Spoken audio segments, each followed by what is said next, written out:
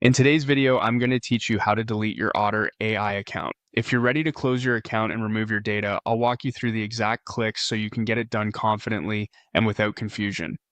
Before we begin, a quick note.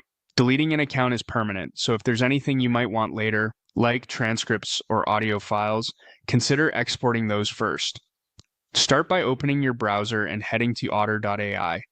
If you aren't already signed in, log in the way you normally do so you can access your dashboard. Once you're in, look toward the top left of the page for your profile icon. It might appear as your photo or your initials.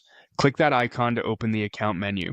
From the menu that opens, choose Account Settings. This takes you to the main settings area where you can manage preferences, billing, and privacy options.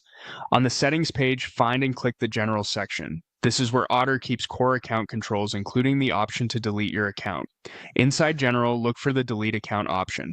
Before you proceed, take a moment to review any warnings on the page. Otter will typically remind you that deletion is irreversible and that all of your content associated with the account will be removed according to their policies.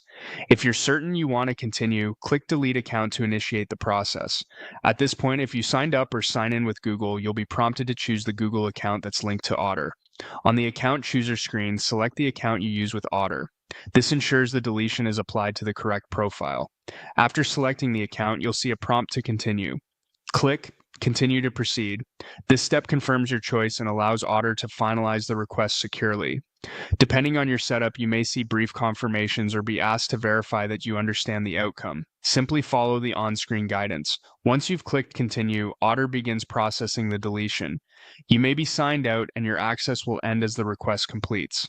If you ever used Otter with Teams or shared content, remember that shared items and integrations can be affected as well. And that's it.